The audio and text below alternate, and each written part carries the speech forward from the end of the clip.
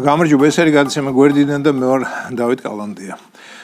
ყურადღებით ვადენებთ ალყურ საგამოძიებო კომისიის მუშაობას. ასე მინდოდა დამეწყოთ ჩემი დღევანდელი სიტყვა, მაგრამ თლად ასეც არაა. ყურადღებით კი ვაკვირდები, მაგრამ მირჩევნია კი არ უყურო, არამედ წავიკითხო მის შესახებ და ზოგჯერ ფრაგმენტულად შევხედო. და ამას იმიტომ ვაკეთებ, რომ ერთხელ 2 საათი უყურე ჯერ გონერი კაპანაძეს და მერე მაკურატიანს და სრულიად გულწრფელად ვიტყვი, რომ ნერვიული შოკი მივიღე. როდესაც ამხელა კაცი ბატონ გონერს გულისხმობ, კამერების წინ ცრემლს ვერ იკავებს და მშვენიერ მაკოზე ხომ არაფერს ვამბობ, რომელიც სადისტების მსხვერპლი გახდა. ამის ნახვას რკინისებრი ნერვები სჭირდება.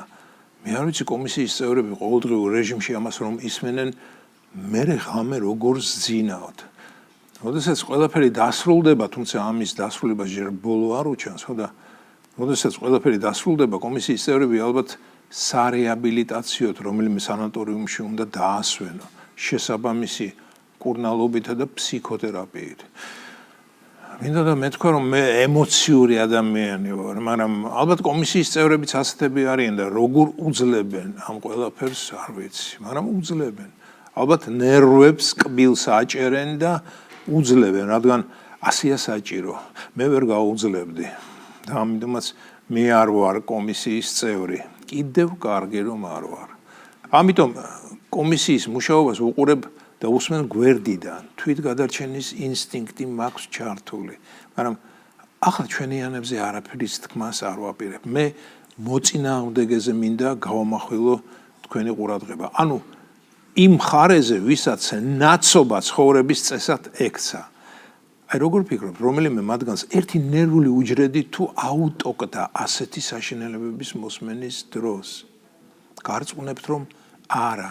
ეს ყველაფერი მათში მხოლოდ უაღრეს გაღიზიანებას იწვევს. გაღიზიანებას და საშინელი ნეგატივის განდმონთხვევის სურვილს, რასაც ისინი, როგორც ეს უკვე ლამაზ ტრადიციად იქცა, სოციქსელში მშვენივრად ახერხებენ სხვადასხვა არანორმატული ლექსიკის ნაკადის სახით.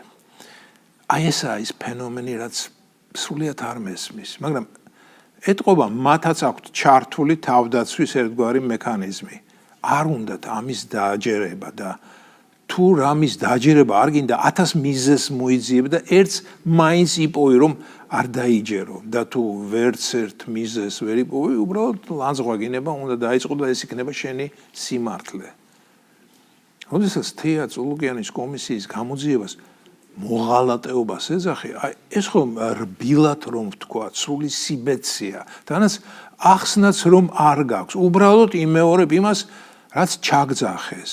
დიახ, ხომ ყავთ იმ ბნედიანებს ვიღაც თავკაცი, რომელიც დილაობით საერთო ჩატში იძლევა მითითებებს, რომ დღეს ესა და ეს გზავნილი, ანუ მესიჯი უნდა გაახმოვანო და ესენიც პოპკა დურაკებივით, ანუ თუთიყუშებივით იმეორებენ. ახლა მგონი თუთიყუშებს შევარაცხყოფა მივაყანე იმ ბნედიანებს რომ შევადარე. თუთიყუში მათთან შედარებით აზრიანი და გონიერი არსება და როგორც ვიცი, რასაც ის იმეორებს, გააზრებულად იმეორებს. დიახ, ინსტინქტის დონეზე, მაგრამ მაინც უფრო გააზრებულად ვიდრე ჩვენები.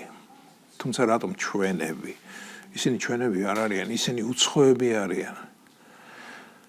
მეგობრებო, ამდენს რომ მოვედები, ამაშიც არის ერთგვარი ნევროზულობა. დიახ, არცაა გასაკვირი. დიდი ხანია იმ იმედით ვცხოვრობ, რომ ისინი აზრზე მოვლენ, ხიდს გადავლენ და ჯანსაღი ადამიანების კოჰორტას, ანუ ჩვენ შემოგვიერთდებიან. იმათ არ გულისხმობ, ვინც ამ ყველაფერში გასამჯელოს იღებს, ანუ მათ თავკაცებს. თავკაცები ხომ ხელფასზე სხედან.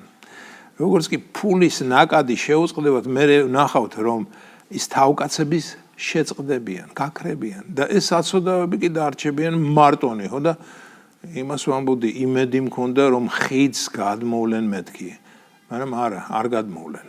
დარწმუნებული ვარ, რომ სადაც დღეს არიან, იქ დარჩებიან მუდამ, მით უმეტეს, რომ ამის არაერთი მაგალითი არსებობს უკვე ჩვენს მზიან ქვეყანაში.